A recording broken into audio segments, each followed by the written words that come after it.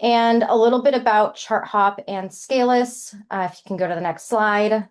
We have two awesome companies. Obviously, you all know that I work for ChartHop. We are a people platform. We offer HRIS, engagement, performance, compensation, obviously headcount planning, and soon to be goals, as well as very sophisticated analytics as well. And Scalus, who, if you have not heard of them yet, they are an AI native applicant tracking system.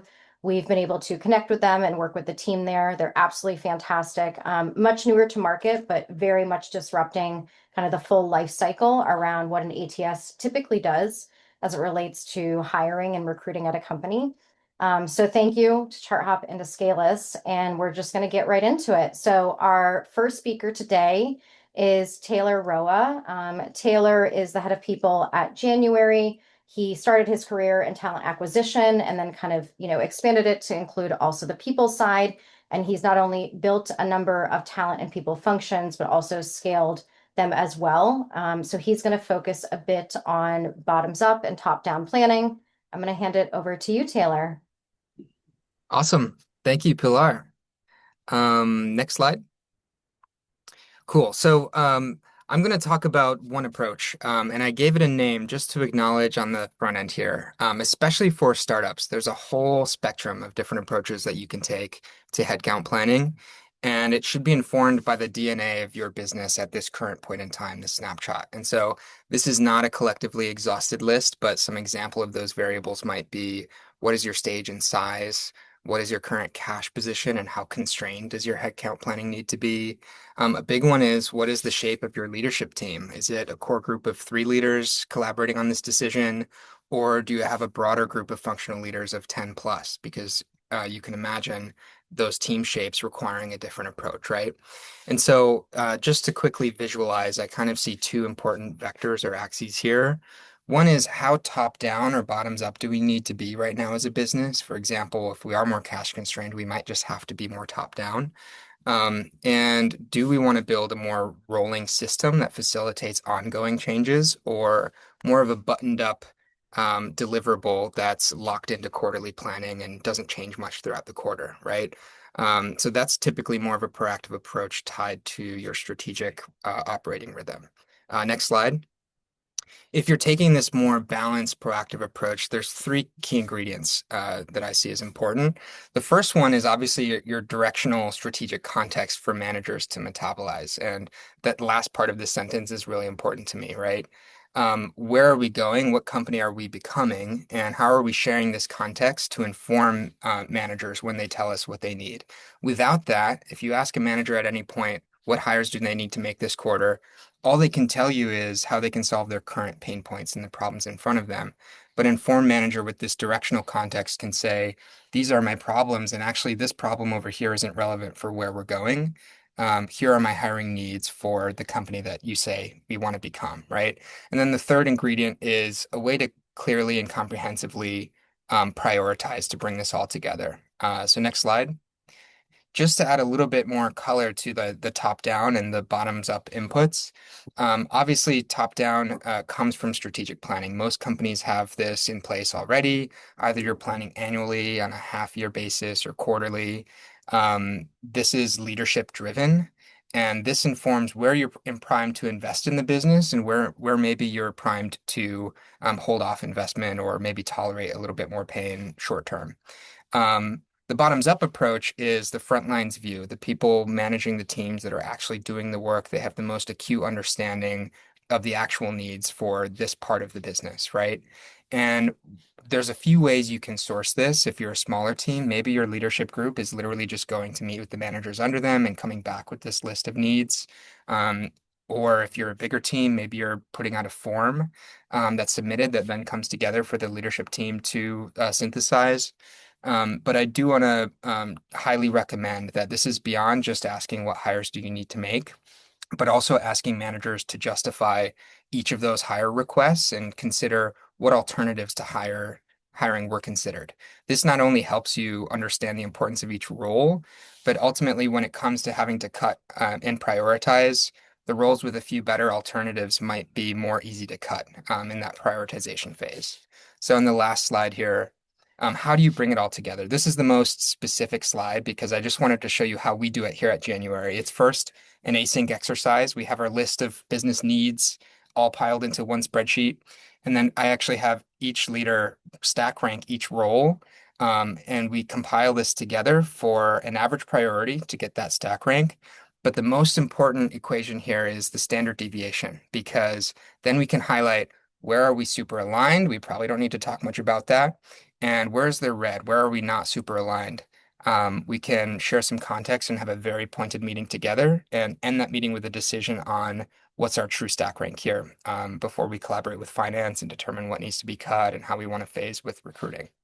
So that's super quick, hopefully under 5 minutes, but that's kind of just one approach that I've seen when the context calls for it. Thank you so much, Taylor. I really love using the standard deviation. It's obviously something we often use with calibration and other things across the people org. So that's fantastic. Thank you. Next, I'm happy to introduce you all to Emily Stewart. Emily is the head of people ops at OnePay, which is one of ChartHop's clients. She started her industry actually in hospitality. Super interesting story too, how she transitioned into HR if you ever want to ask her about it. Definitely one of those things where like serendipity and random connections. And she knew she wanted to get into HR, so she switched into a role at a tech company. And she's been at OnePay for almost 4 years, running the people ops function and has seen them grow tremendously in that period of time. So Emily, I'll let you take it away and talk a little bit about moving away from spreadsheets and why using systems and technology is important. Awesome. Thank you, Pilar, for the warm introduction. As Pilar said, always happy to talk about the switch from hospitality to HR.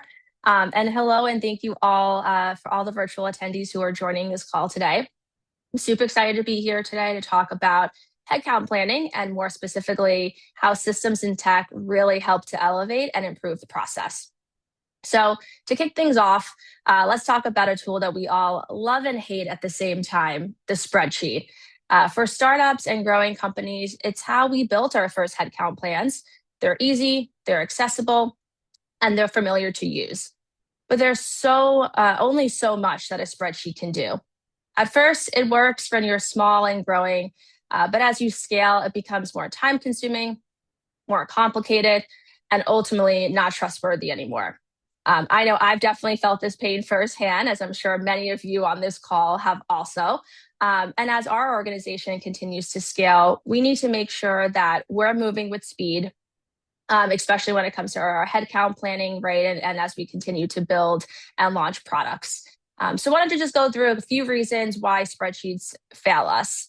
There's no single source of truth. When HR has one sheet, finance has another, your department heads have a third. We spend 40 minutes of every hour just trying to figure out what number is actually correct. There's obviously a lot of manual work that goes into it. Every time a hire is made or a start date is shifting, someone has to remember to go in and make that change. If they don't, then your data becomes instantly stale. And there's not a lot of visibility. Spreadsheets don't scale cross-functionally that well. It's nearly impossible to see how a hiring delay or a shift in a start date, for example, affects how the budget really kind of is affected in finance and with the people team in real time. So essentially, your HR team is there kind of gluing between the cells, and that's not sustainable or a good use of anyone's time. We can go to the next slide. So what does the better way look like? And it's not just about a prettier interface. It's about a few core pillars that I'd like to go through. First is its built-in governance. By using a system, both your finance and HR teams are finally speaking the same language. We aren't having to email or Slack back and forth about approvals. The system just enforces the workflow. It's about the approving in the system. If it doesn't exist, then we can't recruit for it. Then we know if it's a net new headcount ask, and at that point, we're able to submit for approval in the system and ensure that we have the budget ready to go. The next is the dynamic scenario planning. In a sheet, right, if a manager wants to see, what if I hire 5 people instead of 3? Or what if I fill this role with an internal person instead? They usually typically would break the formulas in a spreadsheet. So in a system, managers can model their own needs independently without affecting the larger plan or the model. And that gives them the autonomy while finance and HR can have the guardrails in place to ensure nothing gets approved or finalized until they've reviewed it. Next, all your current employees and your team are already in the same system. In a sheet, you have open headcount, you have your current recruiting roles in one place, but you don't have where your employees currently sit. So it's hard to reconcile in multiple places. How large is each department and team if we do actually fill all these roles? What would it look like if we add X amount of people? So a system helps to allow future planning and to see the future state of the organization. Next is just around onboarding, offboarding, backfills, which I know we'll go in a little bit further in another 5-minute framework, but just everything stays within the system. So the DNA of the role from the start to the finish, it's all in there. You can see when it was requested, when it was approved, when it started being recruited for, and then when that person offboards and you reopen the role, you can see exactly who that role was backfilled for. You can see the level, the location, all of that already lives in the system. And then just the next slide as we wrap up. So to wrap up, the value of moving toward a dedicated headcount system, it's not just about better data, which is definitely very important, but it's about consistent information, staying within your budget and future planning. Our goal in HR is just to stop being data janitors and cleaning up spreadsheet errors all the time, but to really be those strategic partners with the rest of the business. So thank you for your time today. Hope this was helpful, and happy headcount planning. Thank you, Emily. Really appreciate it. Definitely, as someone who's done headcount planning for a really long time, moving out of spreadsheets has been really significant. So appreciate everything that you shared. Next, we're going to feature Mick Collins. Mick is the VP of Go-to-Market for SAP SuccessFactors. He's got a tremendous experience in the HR technology industry and has a lot of understanding around headcount planning in particular. Obviously, SAP SuccessFactors, huge company, lots going on. And I am going to kind of turn it over to him because he's actually going to feature something that I don't think we often talk about, which is the employee experience when it comes to headcount planning. So, Mick, I will turn it over to you. Well, thank you and good afternoon, and thank you for having me as part of this session here today. I'm going to build upon what Taylor talked about a moment ago in terms of top-down versus bottom-up, but I'm going to take a slightly different look at this and talk about how we might modernize strategic workforce planning to make it work for the employees themselves. I'll get into that in a little bit more detail over the next few minutes or so. As you know, strategic workforce planning looks at putting the right people in the right jobs at the right time, hopefully at the right cost as well. And I'm sure you're very familiar with the kind of framework that we see on this page. It's been used for many years to start with looking at the drivers influencing our strategic workforce plan. Then we get into scenario forecasts and our demand forecast. Towards the bottom, we look at workforce analysis, and I've circled that because I'm going to come back to that in just a moment. That then gets us into our supply forecast. And then ultimately, the goal is to be able to match these two to better understand where the gaps in the workforce might be in the coming years, and then go through the talent interventions on the right-hand side to then be able to close those kinds of gaps. It's a very top-down process. To a certain point, it does not involve the employee themselves as part of this. And you could argue that the data itself is fairly limited. Demographic data like age and tenure, employment data like role and job grade, but there's very little that tells us that the employees feel that they are part of this process. And so I think we can start to modernize this for more organizations that are being asked to take on more social responsibility or better understand employee engagement. How can we make workforce planning work for the employees? So if you go to the next slide, I'm going to talk about this idea of employee passions. And if you think about workforce planning since the 1970s, traditional workforce planning has talked about capacity, matching supply and demand the way you saw on the previous page. More recently and today, we're talking about capability-based planning, so skills, being able to capture skills in a database, align those skills with job roles, forecast those skills. It is certainly challenging. AI will help us, I think, with much of this, but it's still a bit of a struggle for the organization. Nonetheless, those first two activities are still very much top-down. What I'm curious about as part of this framework is this idea about including employee passions. So let me take you through what's on the right-hand side in a little bit more detail. All of you study employee engagement. whether that's rational engagement or, in this case, emotional engagement, which is really the employee's sense that their work is valuable. They find value in it themselves, their organization finds value, they're aligned with the company and the culture and its own values. I'd say that passions contribute to that. Passions give us a sense that our work is worthwhile, that there are growth opportunities for us within this company that we would love to be able to take advantage of. Maybe it's working more closely with a team, maybe it's following a certain skill set or project. But the passions are the things that really drive us forward, and they absolutely influence our levels of employee engagement. Now, research has also shown that emotional engagement drives higher levels of work effort. If we're excited about our work, we are more likely to work harder at it. And in turn, if all of us as an employee base are working harder, that will drive organizational productivity and value creation, which is a very reasonable goal of workforce planning. So if we can find a way to harness and better understand employee passions, what are we excited about? That will drive emotional engagement, which drives productivity. So why would we not want to include that as part of a next generation of workforce planning? So if that's a little bit on the why, the next page then goes into the how. And I'll be completely honest, this is a new concept to me. I'm still developing my own ideas about it. But in terms of what you could do differently as part of a workforce planning process, first of all, a couple of caveats. This is not about making employees simply happy or making them smile more, for example. It's not about allowing them to work on fun things independent of the kind of value the company creates. We have to merge those two things. I should be working on things that are passionate to me, but that also drive value for my organization. With respect to workforce planning, starting small with workers in critical job roles, which is traditionally a focus of workforce planning, employees that have very specialized skill sets, high performers, high potentials. Start small, focus on a particular segment of the workforce.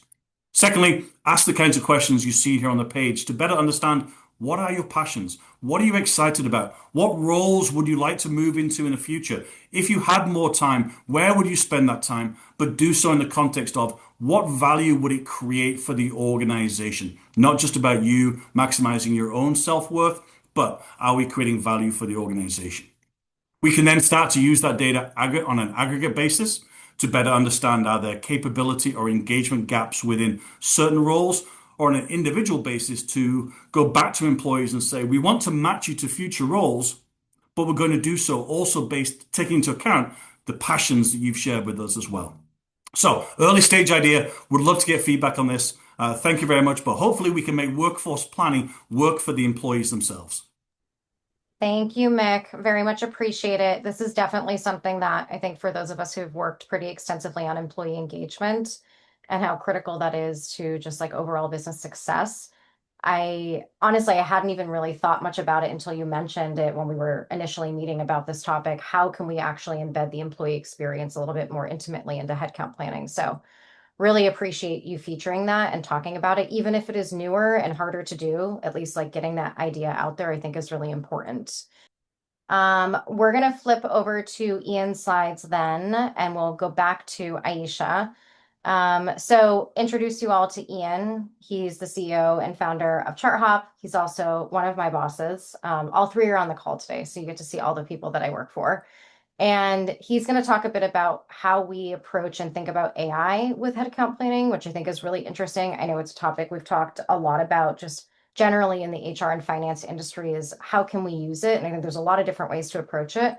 But Ian's going to take like one slice of that in particular and talk a little bit about how you might be able to leverage AI when you're doing headcount planning.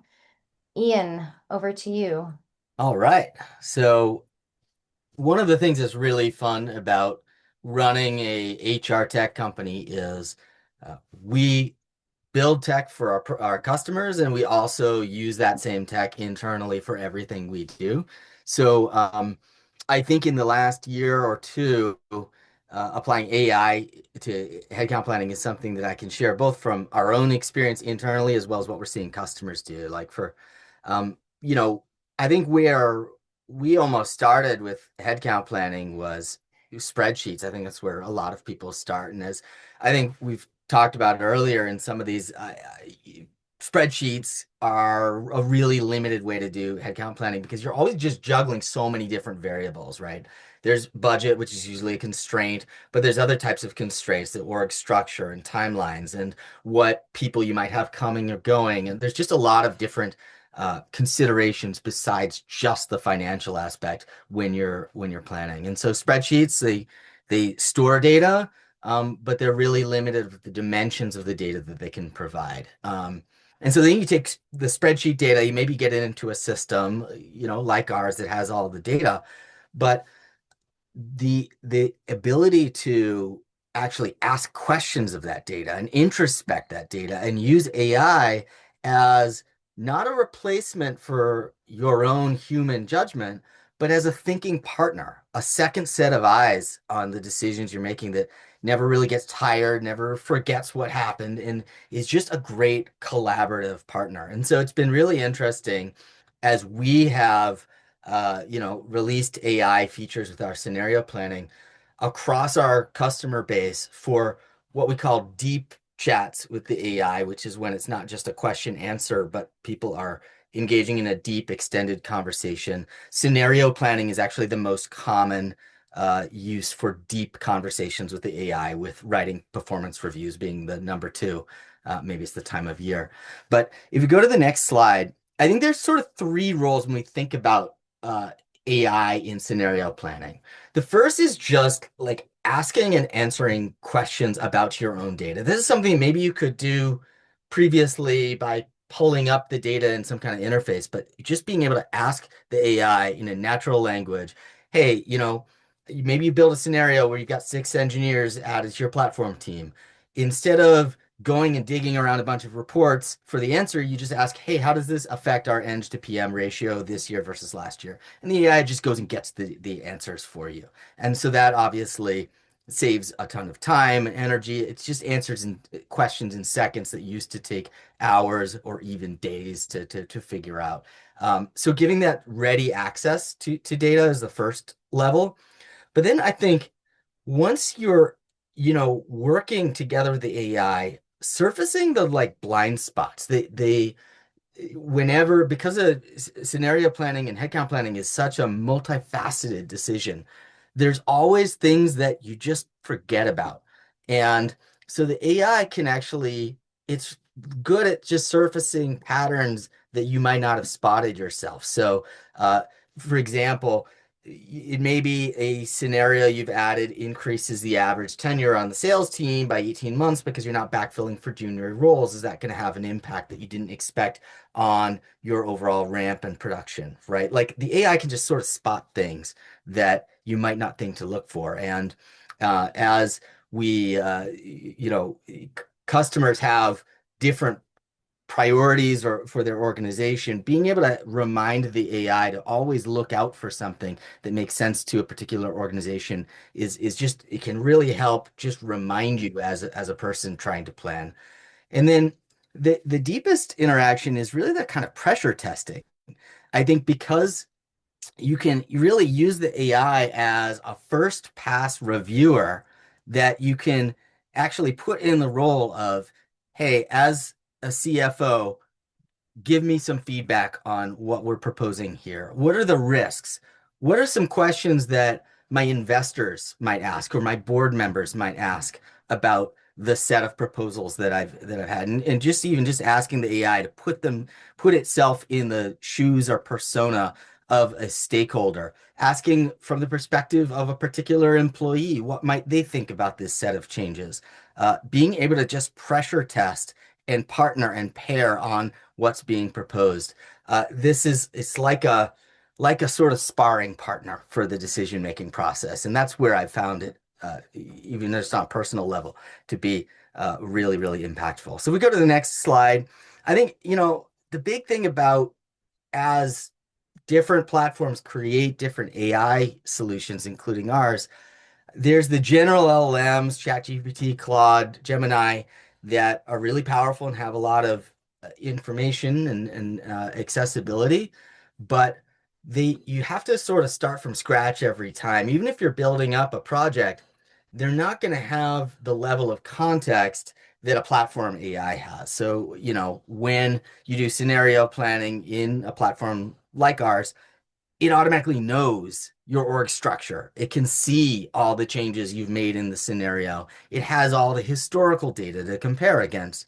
And of course, the data is in a secure, protected environment and not trained on versus, if you have uh, employees that are maybe pasting data into a bunch of different LLMs that you don't necessarily have the controls on, that can be a bit of a security concern. Um, so we really look at, I use general LLMs all the time for all kinds of purposes, but for the particular use case of planning my organization, making people decisions, headcount decisions, I find a purpose-built AI is really great for that type of use. And so, going to the next slide, just a little bit of an example of kind of just being able to introspect data and ask a back and forth question or conversation with the AI while scenario planning.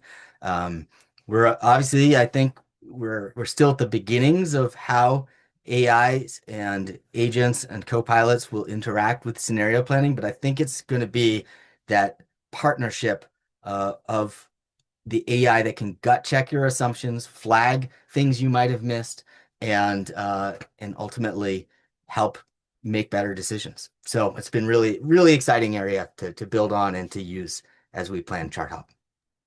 Thank you, Ian. I know when I first joined ChartHop, one of the things that you and I had talked about and done was taking a look at industry benchmarks around quota, and really understanding like how our CS team was organized, how our sales team was organized, and having, the modeling done for us and kind of doing a bit of an analysis on how that's changed over time. So it's definitely really interesting. And something that I think like has even evolved in the last, 9 months since we started doing that. So thank you so much. I'm going to shift over and introduce you all to Tim Gribble. Tim and I, oh, are we going with Mark? We can go with Mark. That's fine. I'll do Mark. So I'll introduce you to Mark next. We're a little bit out of order because Aisha's Wi-Fi. So we have Mark joining us. He's another CEO that I've worked with for almost a decade, and he works at Bespoke Studios, which is a boutique fitness company. He's the CEO and co-founder, and definitely bringing a different perspective with headcount planning when it comes to the hourly workforce.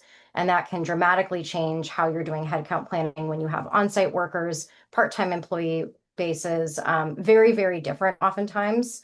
So I'm going to turn it over to Mark. Thanks, Pilar. Hi, everyone. So one of the key realities of an hourly workforce is that turnover generally skews a lot higher than usual. With that in mind, headcount strategy is less about completing an org chart and more about creating a suitable coverage system. If we go to the next slide. So 3 principles that generally help guide us are: one, we try to staff for coverage and not just positions. This means focusing on shifts and demand and less on static roles or specific job titles. Because turnover is higher, we account for this by maintaining a bench of trained, lightly scheduled teammates who are ready to step in whenever. This really helps out by preventing any type of panic hiring and also missed shifts, which can really ruin surface. And then finally, we also focus on a mix of workers, not just a total count. This means we're looking for a combination of core regulars, flex workers, and also bench or pipeline hires. I mean, the key is stability comes from having a balance of these three. And then in terms of execution, when we forecast coverage needs, we're doing it by day and we're doing it by time slot. The more detailed, the better. So whether it's early morning weekends or it's lunchtime shifts during the work week, we try to establish a minimum coverage levels that still allow us to deliver our product in the way we want, and then make sure we're always like staffed slightly above that. And finally, we track employee availability and we update it very regularly. This is super important with an hourly workforce because changes happen quite regularly. And when your availability data is up to date, your hiring decisions are more informed, and you can make sure you're hiring for the right time slots and not just adding unnecessary headcount. On the next slide, so suitable bench protects like coverage, retention is really what protects the quality of the execution of our product. Longer tenure employees, they generally tend to deliver better service because in our experience itself compounds. And we see fewer mistakes, we see higher levels of confidence on the floor, and then just better handling of client situations. There are some trade-offs to be aware of as you like navigate your own strategy. For starters, overhiring, it does generate unnecessary training costs and management overhead, which we think should definitely be accounted for. At the same time, underhiring and not being appropriately staffed can lead to service failure. It can also lead to coverage gaps and even burnout with existing staff who may be carrying heavy workloads.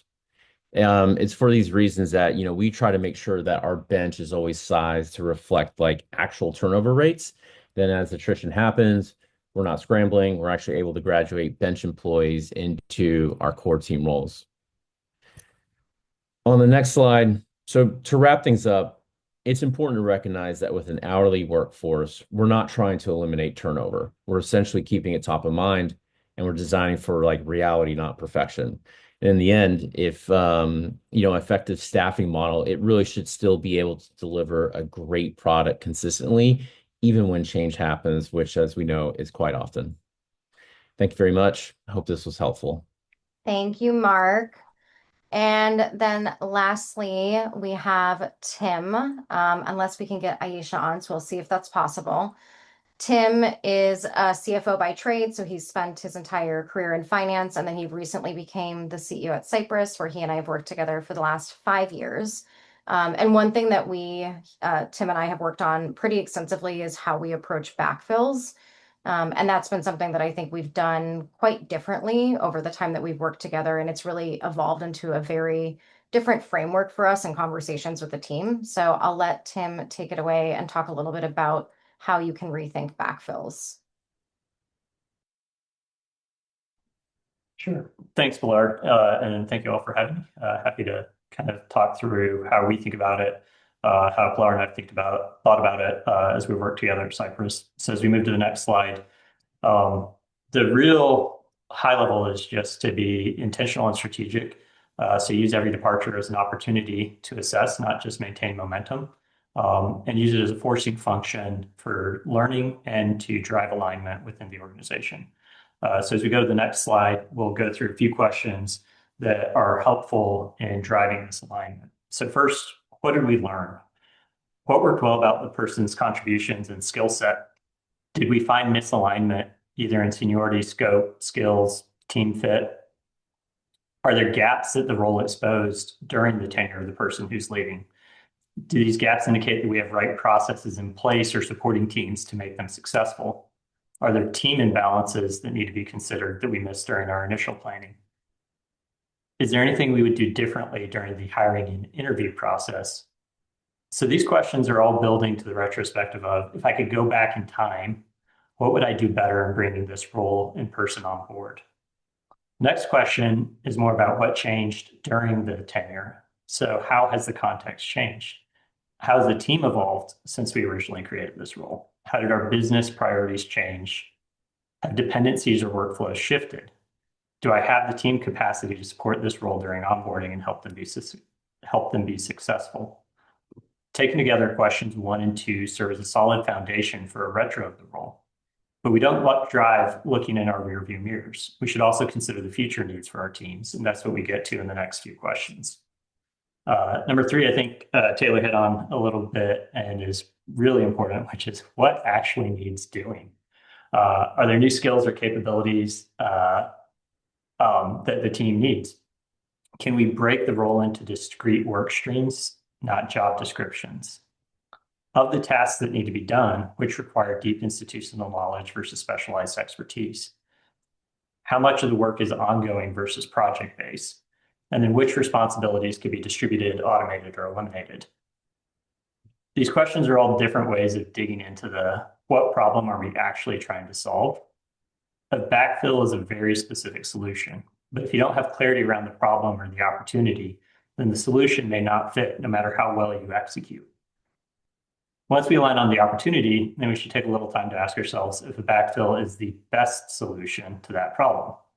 Question 4 helps us do this by looking at alternative solutions that may fit better. So what's the optimal talent mix? Is it full-time employee for core ongoing work? Is it part-time for specialized or seasonal needs? Should we consider a contractor or consultant if it's more project-based or if there's scarce expertise? Or do we need to come together with a combination approach that mixes some, or maybe we make the role more junior and we get a senior advisor fractionally? So once we have a good problem and solution, the final step is really to look at prioritization. In my experience in planning, most of the challenge is not spent on understanding if a choice in isolation is good or bad. It's the choice relative to the other investments of time and capital that we have available. And the same is true for hiring. So is there a better use of these resources? If you had zero budget constraints, where would you invest it? Are there higher impact gaps elsewhere in the organization that you could address now that this role is open? Could redistributing the headcount accelerate strategic priorities? And what would unlock more value, replacement or reallocation? So with these questions, as we move to the next slide, we'll move into kind of how I think about the decision tree from these questions. If all 5 questions are pointing towards direct replacement, it's pretty simple: backfill with a similar profile and try to do a better job in terms of the hiring process and the onboarding process to make the next person even more successful. If you have mixed signals, consider alternative talent models or an adjusted scope of the role. And if you have significant misalignment, it's probably time to stop and pause and get alignment before you move forward. So you can redesign, you can reallocate, but the ultimate goal would be to drive alignment before you actually try to open a hiring process. And all these things together are really trying to get the organization to shift the underlying mindset from maintaining headcount to optimizing capacity. So being proactive and thinking about what work needs to get done instead of just writing job descriptions. Be a little bit more open to alternative solutions, so it's not just backfill with more full-time people, and really just moving from how do we maintain momentum to like how do we use this as an opportunity to evolve and to get better as an organization. So with that, I'll hand it back to you, Pilar. Thank you, Tim. Really appreciate it. And we will be able to add Aisha. So we'll be just a few minutes over if you do have to leave at 1:45 if you're on the East Coast time, but at the 45-minute mark, that is fine. This will be recorded. So we'll flip back to Aisha Stevenson. Yes, thank you. The magic on the slides. I'll introduce her again, though, in case you missed it. She's amazing. I love Aisha. And she's a fractional people leader. She is also taking clients. So if you are interested in working with someone who's got experience on the VC side, but also in-house tech, she does work fractionally, which can be part-time projects or full-time engagements for a period of time. And she has a really unique perspective, given that she's navigated things from both sides on the VC and in-house. And she's going to talk a bit about the unique relationship and role between finance and HR. I'll hand it over to you, Aisha.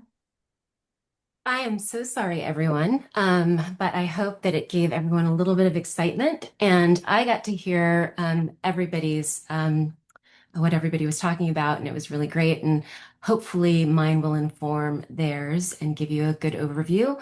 Really talking about the key partnership between HR and finance. It ensures that headcount planning isn't just a once-a-year exercise. It is really that partnership that makes even seemingly simple choices, like a new hire's start date. Those choices can really make or break your operational momentum and financial alignment. So that partnership is really key. So first slide, really start date management as a strategic lever. Start dates aren't just logistical details. They're powerful levers for, easy for me to say, organizational success. And in fast-moving early stage companies, every week counts. And so the timing of a new hire can affect cash flow, ramp up speed, how quickly your team executes. And instead of really acting as a gatekeeper, I like to think of HR and finance as conductors, really orchestrating start dates to support the organization's rhythm.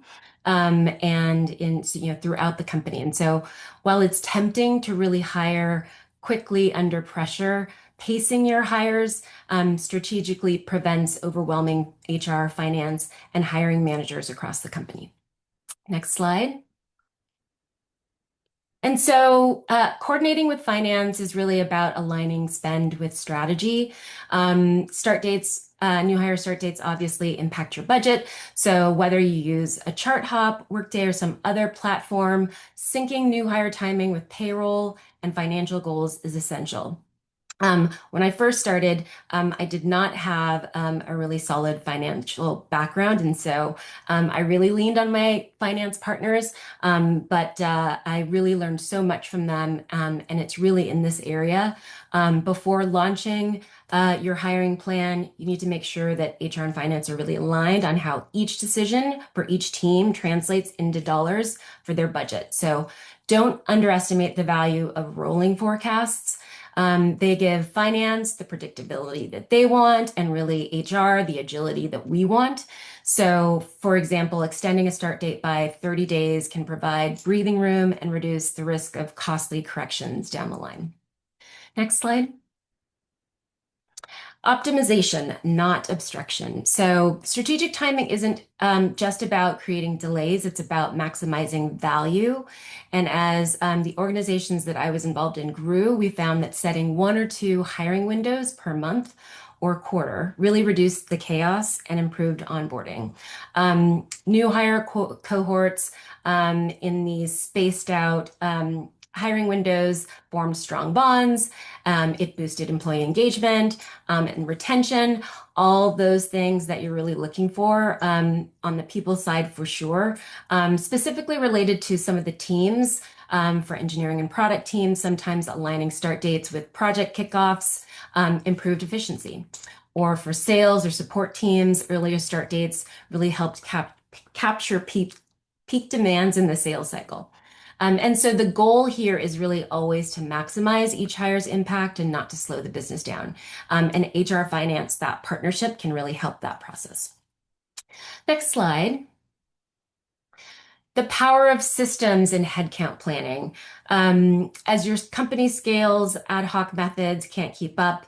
I've heard that a lot in this from some of the other speakers, and those methods can't keep up, and you really don't want them to. You really want to implement a centralized system like a chart hop or a similar platform, which really brings rigor to the process. I never used rigor so much as when I partnered with my finance partners, but clear organizational charts, headcount visibility, integrated budgets, those really help leaders make informed decisions.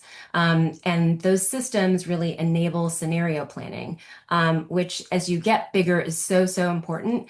Really, it's helpful during the good times, but really helpful, particularly during uncertain times. And obviously it can provide audit trails for compliance and really legal protection for your company. Next slide. Let's see. This is really the one to wrap it up, sort of how HR leaders should think about it. It's the HR leadership mindset.